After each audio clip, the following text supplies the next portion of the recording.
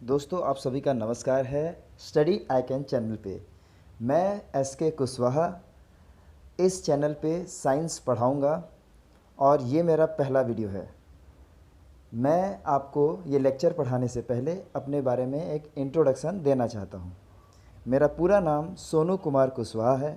मैंने SITI से engineering करी है। साइंस पढ़ाता हूँ, ऑफलाइन क्लासेस लिया हूँ, ऑनलाइन भी कुछ क्लासेस लिया है।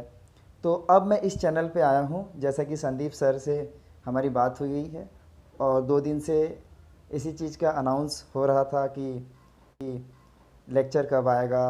तो अब फाइनली मैं ये लेक्चर आपके लिए लाया हूँ।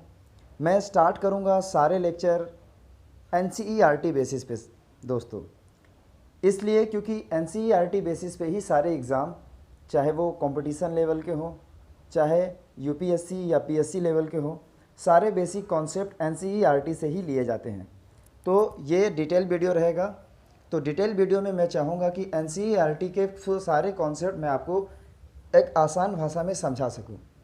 ठीक है, फिर इसी के साथ हम वीडियो को स्टार्ट करते हैं। आज की इस वीडियो में हम सेल की बात करेंगे, हिंदी में कहें तो कोशिका, और इसके बारे में हम थोड़ा सा एक इंट्रोडक्शन व्यू लेंगे। एक उसका हम उसकी बारे में प्रस्तावना देखेंगे, आप उसका परिचय देखेंगे कि हमें इसके अंदर कैसा कैसा क्या क्या चीज़ें पढ़ना है। इस स्लाइड में सारी चीज़ें इंग्लिश में हैं, लेकिन मैं आपको सारी चीज़ें हिंदी में एक्सप्लेन करूँगा, सारी चीज़ें आपको हिंदी में बताऊँगा। तो कोशिका के बारे में देखेंगे। कोशिका के बारे में हमने बचपन से लेकर शायद 7 से लेकर हम पढ़ते आ रहे हैं, और अभी भी हमारे मन में कुछ ना कुछ डाउट होता है इसे लेके, इसके कॉन्सेप्ट को लेके, इसके इम्पोर्टेंस को लेके। तो कोशिका के लिए एक ही लाइन है जो हम बचपन से पढ़ते आ रहे हैं, लेकिन उस लाइन के अंदर हम घुस के उसे समझने की कोशिश करेंगे। कोशिका के बारे में ये लाइन है कि कोशिका जीवन की संरचनात्मक और कार्यात्मक इकाई है। ये सेंटेंस आपने 9th क्लास से पढ़ा होगा। इन सेंटेंस का क्या मतलब है? इसमें जो 2 आपको वर्ड दिख रहा है, संरचनात्मक और कार्यात्मक। संरचनात्मक वर्ड का मतलब है कि कोई भी चीज़ जो उसके संरचना में एक यूनिट का काम करे, एक मात्र का काम करे। तो यहाँ पे जो इकाई है संरचनात्मक इकाई, वो संरचनात्मक इकाई क्या होगी? जैसे कि आप एक भवन का निर्माण करते हैं, एक घर का निर्माण करते हैं, तो वहाँ पे आपको उसकी ईंट जो है वो एक संरचनात्मक इकाई का काम करती है। उसी तरीके से हमारे इस शरीर में जो हमारा इतना बिलियंस ऑफ सेल से मिलके बना हुआ है, एक किसी भी चीज़ के रेपिटेटिव मूड से बना हुआ है, उसका एक संरचनात्मक इकाई है जिसके बार बार पुनरावृत्ति से हमारा पूरा शरीर तैयार हुआ है। दूसरा जो वर्ड था वो है कार्यात्मक इकाई। कार्यात्मक वर्ड से मतलब ये समझ में आ रहा है कि ये कुछ ना कुछ ऐसा कार्य कर रहा होगा। तो हमारे शरीर में जितनी भी तरह की क्रियाएं होती हैं, वो सारी क्रियाएं कार्यात्मक इकाइयों के पुनरावृत्ति से ही हो पाती हैं। सारे सेलों का, सारे इकाई जो कोशिकाएं हैं, उनका एक कार्य होगा। उनके कार्य के एकजुट प्रभाव से ही हमारा पूरा शरीर चल पाता है। तो हम देखेंगे कि उसकी कार्यात्मक इकाई कैसे है और संरचनात्मक इकाई कैसे है। साथ ही साथ सेल के बारे में आपको पूरा बताने से पहले मैं चाहता हूं कि मैं आपको एक एग्जाम्पल के साथ बता पाऊँ कि सेल है क्या चीज़, और इसमें जो छोटे छोटे पार्ट्स होते हैं उसके अंदर, जैसे आपने सुना होगा कि केंद्रक है, केंद्रिका है, उसके अंदर कोशिका द्रव्य है, कोशिका झिल्ली है, माइटोकॉन्ड्रिया है, गोल्जी अपार्चस है, लाइसोसोम है। ये सारे वर्ड आपने सुने होंगे, लेकिन इन सब का क्या काम है और इन सब के बारे में हमें जानना ज़रूरी क्यों है, इस सभी को हम इस इंट्रोडक्शन वाले वीडियो में देखेंगे। बाकी आगे के वीडियोस में मैं इन पे डिटेल वीडियो लाऊंगा, डिटेल पार्ट बाय पार्ट पूरे पढ़ेंगे हम इस सेल वाले चैप्टर में। तो सबसे पहले मैं आपको एक एग्जांपल बताता हूँ। जैसे कि एक राजा होता है, उसकी एक टेरिटरी होती है, उसका एक राज्य होता है। उस राज्य के अंदर कुछ क्रियाएँ होती हैं। क्रियाएँ जैसे कि उस राज्य की सीमाओं तक जो सैनिक होते हैं वो लगे होते हैं, और सीमाओं के अंदर कुछ ही लोगों को आने दिया जाता है जो उस राज्य में भरोसेमंद होते हैं, और कुछ सीमाओं पर सैनिक जो हैं कुछ लोगों को आने देते हैं, कुछ लोगों को नहीं आने देते। उसके बाद राज्य के अंदर धन को या जो राजस्व है उसे मेंटेन करने के लिए एक अलग डिपार्टमेंट होता है, अलग अलग चीज़ों को मेंटेन करने के लिए अलग अलग डिपार्टमेंट होता है। ठीक है, तो उसी तरीके से सेल के अंदर सारे काम को परफॉर्म करने के लिए हमें अलग अलग ऑर्गेनल्स इंग्लिश में बोलेंगे, या फिर कोशिका के अंदर के जो पार्ट है, जो उसके भाग हैं, वो परफॉर्म करते हैं। तो जो मैं टेरिटरी की बात कर रहा था, जो मैं राज्य की बात कर रहा था, उस राज्य का राजा जो है, उस राज्य का राजा जो है वो है केंद्रक, कोशिका का केंद्रक, जिसके हाथ में पूरा कंट्रोल होता है कोशिका का। आपने सुना होगा कि केंद्रक को कोशिका का दिमाग भी कहते हैं, ब्रेन भी कहते हैं। वो इसलिए क्योंकि इसके पास कोशिका का पूरा कंट्रोल होता है। कोई भी ऑर्गेनल है, ऑर्गेनल का मतलब ये है कि कोशिका के अंदर के जो छोटे छोटे पार्ट हैं वो अपना काम परफॉर्म करने के लिए परमिशन लेते हैं, अनुमति लेते हैं, किससे? केंद्रक से। तो केंद्रक से परमिशन लेने के लिए जो सिस्टम बनाया गया है कोशिका के अंदर, वो है प्रोटीन के थ्रू, मतलब प्रोटीन डेवलप होता है जिसमें कोडेड इन्फॉर्मेशन होती है। ये कोडेड इन्फॉर्मेशन टारगेटेड पोर्शन तक पहुंचती है। मतलब अगर केंद्रक को जो प्लाज्मा झिल्ली है वहाँ तक उसे कोई मैसेज पहुँचाना है, तो एक प्रोटीन निकलेगा केंद्रक से और वो प्लाज्मा झिल्ली तक जाएगा। वो मैसेज प्लाज्मा झिल्ली तक पहुँचेगा और उसके अनुसार प्लाज्मा झिल्ली काम करेगी। उसी तरीके से माइटोकॉन्ड्रिया को कितना ज़्यादा एटीपी जनरेट करना है, कितना एनर्जी बनाना है, उसके लिए भी केंद्रक से मैसेज आता है प्रोटीन के फॉर्मेट में। तो आप, जैसा कि मैंने एग्जांपल आपको दिया राजा वाला, उस एग्जांपल से आप जब रिलेट करेंगे तब आप समझ पाएंगे कि इन सारे चीज़ों का काम क्या है और इनका अपना अपना जो परफॉर्मेंस है वो किसके द्वारा कंट्रोल होता है। उससे पहले हम ये जान लेते हैं कि कोशिका जो है, कोशिका एक जीवन में एक जीव की भांति काम करती है। एक जीव की भांति कैसे? जीवन के लिए एक डेफिनेशन है, मतलब कि हम कैसे जानेंगे कि कोई भी चीज़ जिंदा है या कोई भी चीज़ मरी हुई है। ठीक है, अभी हम यहाँ पे देख के तो बता देते हैं कौन सा पेड़ है, कौन से जानवर है, या कौन से माइक्रोब्स हैं, सूक्ष्म जीव हैं, उन्हें देख के। ठीक है, लेकिन अगर हम कभी किसी दूसरे प्लैनेट पे गए तो हमें कैसे पता चलेगा कि कोई भी चीज़ जिंदा है या मरी हुई है? तो उसके लिए कुछ डेफिनेशन, उसके लिए कुछ क्राइटेरिया है। वो क्राइटेरिया क्या है कि अगर कोई भी चीज़ अगर श्वसन करता है, ठीक है, श्वसन करता है, मूव करता है, उसका ग्रोथ होता है, वो रिप्रोडक्शन होता है उसका, और वो पाचन करता है और उत्सर्जन करता है, ये 5 कैटेगरी हैं। इस 5 कैटेगरी को जो परफॉर्म करेगा वो जीव कहलाता है, चाहे वो प्लांट हो, चाहे वो एनिमल हो, चाहे वो सूक्ष्म जीव हो। लेकिन इन 5 में से कोई एक भी अगर परफॉर्म नहीं करेगा तो उसमें जीवन नहीं है। ऐसा माना जाता है कि उसमें जीवन नहीं है। तो देखिए, आपने सुना होगा कि जो वायरस होता है उसे हम जीव नहीं मानते, उसे हम जीवित नहीं मानते। उसे हम जीवित इसलिए नहीं मानते क्योंकि जो वायरस है वो रिप्रोडक्शन नहीं करता है जब वो किसी भी जीव से बाहर होता है। जब अगर मैं 3-4 वायरस को डब्बे में बंद कर दूं, एक कांच के बॉटल में, तो वो रिप्रोड्यूस नहीं कर पाता। वो रिप्रोड्यूस तभी कर पाता है जब वो किसी जीव के संपर्क में आता है। ठीक है, तो ये एग्जांपल बताने का, ये डेफिनेशन बताने का मेरा क्या उद्देश्य था? ये एग्जांपल बताने का मेरा ये उद्देश्य था कि सेल के अंदर जो भी क्रियाएं होती हैं वो एक जीव की तरह होती हैं। एक सेल भी रेस्पिरेशन करता है जिसको हम बोलते हैं कोशिकीय श्वसन या सेलुलर रेस्पिरेशन। एक सेल भी डाइजेस्ट करता है।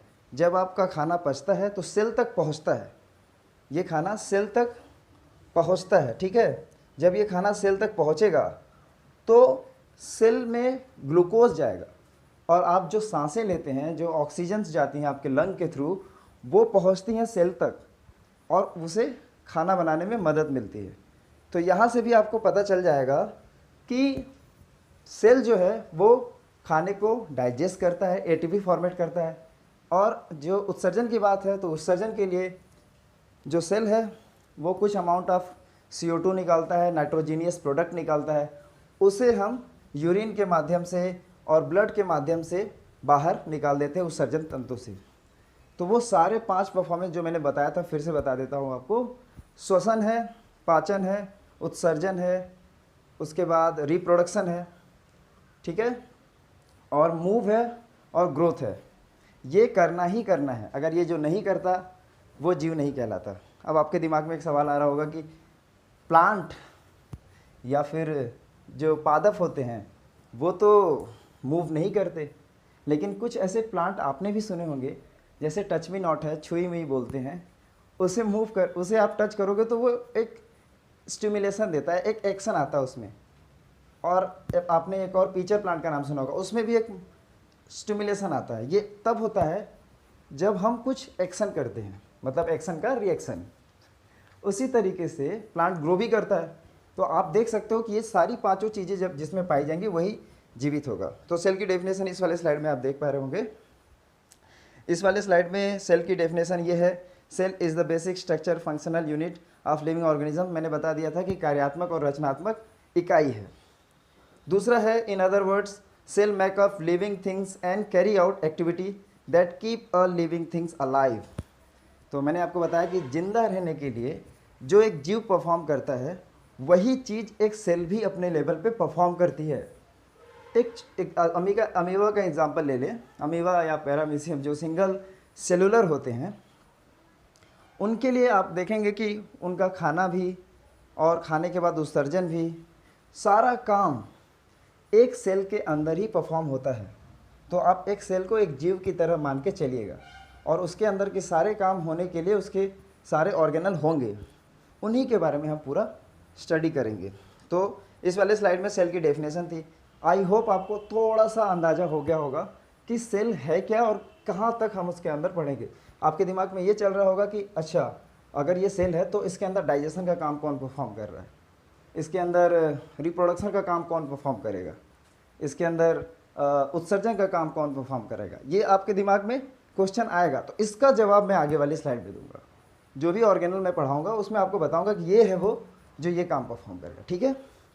अगली स्लाइड में देखते हैं। अगली स्लाइड में आपको सेल की थ्योरी दिखेगी। अब सेल की जो थ्योरी है वो काफ़ी साइंटिस्टों ने इसके ऊपर रिसर्च करके फाइनलाइज किया है, या फिर आप समझिए कि सेल के ऊपर अभी तक जितने रिसर्च हुए हैं उसका ये कंक्लूज़न है, ठीक है। तो ये पूरी आइडिया आज तक जितना भी इसके ऊपर रिसर्च हुआ है उसका पूरा कंक्लूज़न 3 पॉइंट्स में आपको डिफाइन कर देता हूँ। पहला सेंटेंस है कि all known living things are made up of 1 और मोर सेल्स। इसका मतलब है कि हर एक जीव एक सेल या कुछ सेल से मिलके बने हुए हैं। ये एक बहुत ही नॉर्मल स्टेटमेंट है, आप सभी को पता होगा आई होप, कि जो भी जीव हैं वो सेल से बने हैं। कुछ जीव सिंगल सेलुलर होते हैं, एक कोशिकीय होते हैं, कुछ जीव बहुकोशिकीय होते हैं, मल्टी सेलुलर होते हैं। दूसरा स्टेटमेंट कहता है कि all living cell arise from, यहाँ पे दूसरा वाला स्टेटमेंट देखिए, all living cell arise from pre existing cell by divisions. तो आप इस सेंटेंस को मैं बताता हूँ इसमें क्या हो रहा है। इसमें ये कहा जा रहा है कि कोई भी सेल उत्पन्न नहीं हुई है कहीं से, वो किसी सेल के माध्यम से टूटी है, उससे डिवाइड हुई है, ठीक है। जैसे कि आपने मास कंजर्वेशन का लॉ पढ़ा होगा, आपने ऊर्जा संरक्षण का नियम पढ़ा होगा, जिसमें कहते हैं कि ऊर्जा न तो उत्पन्न की जा सकती है न ही ख़त्म की जा सकती है, इसे सिर्फ एक रूप से दूसरे रूप में परिवर्तित किया जा सकता है। उसी तरीके से आप कुछ ऐसा समझ लीजिए कि कोशिका को भी न तो उत्पन्न किया जा सकता है न ही ख़त्म किया जा सकता है, इसे एक रूप से दूसरे रूप में परिवर्तित किया जा सकता है। ये स्टेटमेंट आपको यही बताने की कोशिश कर रहा है कि कोई भी सेल उत्पन्न नहीं हुआ है, वो पहले वाले सेल से डिवाइड होकर आया है। तीसरा सेंटेंस आप देखिए, the cell is the basic unit of the structure and functional in all living. इसके बारे में हम बात कर चुके हैं। तो जब भी सेल थ्योरी की बात आएगी तो ये 3 स्टेटमेंट आते हैं। इस 3 स्टेटमेंट में ही सेल की सारी डेफिनेशन छुपी हुई है। ठीक है, आगे की स्लाइड में देखेंगे। आगे की स्लाइड में है सेल थ्योरी की टाइमलाइंस हैं, मतलब सेल से रिलेटेड, कोशिका से रिलेटेड आज तक जितनी भी महत्वपूर्ण खोज हुई है, कि सबसे पहले तो सेल की ही खोज किसने की, उसके बाद केंद्रक की खोज किसने की, उसके बाद कोशिका द्रव की खोज किसने की, उसके बाद आगे आगे जो भी ऑर्गेनल आते जाएंगे, माइटोकॉन्ड्रिया, इन सब की बात हम करेंगे आगे। सबसे पहले टाइमलाइन में आपको दिख रहे होंगे रॉबर्ट हुक। मैं आपको ये पेन से दिखा देता हूँ। रॉबर्ट हुक है, ये हैं रॉबर्ट हुक। इन्होंने सबसे पहले एक डेड सेल की खोज की। ध्यान दीजिएगा मैं क्या कह रहा हूँ, डेड सेल। ये डेड सेल की खोज कब हुई थी? 1665 में। रॉबर्ट हुक एक सेल की खोज की जो डेड था। ये कॉर्क था, कॉर्क जो पेड़ों की छालों से निकाला जाता है, ठीक है, बार्क ऑफ द ट्रीज। इससे क्या होता है कि पहले के ज़माने में आपने सुना होगा कि बॉटल्स को बंद करने के लिए लकड़ी का यूज़ किया जाता था, बॉटल्स को क्लोज करने के लिए। तो ये उसी का सेल था जिसको इन्होंने खुद अपने माइक्रोस्कोप से देखा था। मतलब इनके द्वारा जो कंपाउंड माइक्रोस्कोप डेवलप किया गया था उससे इन्होंने देखा था। देखिए, माइक्रोस्कोप का भी डेवलपमेंट इसी के साथ होता जाएगा, क्योंकि हमें छोटी चीज़ें देखनी है तो माइक्रोस्कोप डेवलप करना पड़ेगा। पहले कंपाउंड माइक्रोस्कोप आएगा, उसके बाद तो ऑप्टिकल उसके बाद आगे जाके फिर आपको इलेक्ट्रॉनिक माइक्रोस्कोप देखेगा, है ना। तो यहाँ पे जो रॉबर्ट हुक ने खोज की थी वो डेड सेल की थी। फिर सेकेंड साइंटिस्ट आते हैं 1674 में। ये हैं एंटोन वान ल्यूएनहॉक। ल्यूएनहॉक का नाम आपने सुना होगा। इन्होंने सबसे पहले लिविंग सेल की खोज की थी। अब ये जो लिविंग सेल की खोज करते हैं, ये लिविंग सेल क्या था? ये लिविंग सेल एक एल्गी का था, एक शैवाल का था। इन्होंने शैवाल को इनलार्ज करके देखा माइक्रोस्कोप से, और इन्होंने कुछ डेवलप माइक्रोस्कोप का यूज़ किया, ठीक है। वो डेवलप माइक्रोस्कोप का यूज़ करके इन्होंने लिविंग सेल की खोज की। उसके बाद तीसरे साइंटिस्ट आते हैं 1883 में, रॉबर्ट हुक। ये सबसे ज़्यादा इम्पोर्टेंट है दोस्तों। केंद्रक की खोज की थी इन्होंने। मतलब सेल के अंदर अगर आप ऐसा समझ लीजिए कि आयोडीन के बिलियन में अगर हम सेल को डाल के देखें तो सेल के अंदर एक गहरे कलर का जो पार्ट दिखाई देगा उसके केंद्रक में, इसीलिए इसका नाम केंद्रक है। उसके सेंटर में जो भी दिखेगा वो केंद्रक होता है, और अक्सर ये सेंटर में ही होता है। तो रॉबर्ट ब्राउन ने सबसे पहले केंद्रक की खोज की, और ये सबसे बड़ी डिस्कवरी थी, क्योंकि यहीं से हमें क्लू मिलने वाला था कि और ऑर्गेनल कैसे काम करते हैं, उन तक पहुँचेगा कैसे सब कुछ। तो हम धीरे धीरे अपने डिवाइस भी डेवलप करते गए, और साथ ही साथ सेल के अंदर भी घुसते गए, जिससे हमें सारी चीज़ें पता चलती गई। तो दोस्तों, आज के इस इंट्रोडक्शन वीडियो में मैं आज को आपको यहीं तक रोक लेता हूँ। आगे मैं और भी इंटरेस्टिंग फैक्ट आपके लिए लाऊंगा। मैं कोशिश करूँगा कि मैं अपनी भाषा को बहुत ही सिंपल रखूँ, ताकि आप तक मेरी बातें अच्छे से पहुँच सके जो मैं आपको समझाना चाहता हूँ। आप फैक्ट्स की टेंशन मत लीजिए कि फैक्ट कवर करने पहले आप चीज़ों को समझ लीजिए अच्छे से, स्टोरी के माध्यम से या फिर जो भी कॉन्सेप्ट के माध्यम से, जो भी एनसीईआरटी का बेसिक है मैं वहीं से स्लाइड बनाया हूँ। ये जब आप एक बार बेसिक समझ जाएंगे तो फैक्ट भी बहुत आसानी से याद हो जाएंगे। तो इस वीडियो में इतना ही, और नमस्कार। और वीडियो को सब्सक्राइब करिएगा, लाइक करिएगा और कमेंट करिएगा, बताइएगा कि मेरा पहला लेक्चर आपको कैसा लगा और आप इसमें क्या चेंजेस चाहते हैं। धन्यवाद सभी का।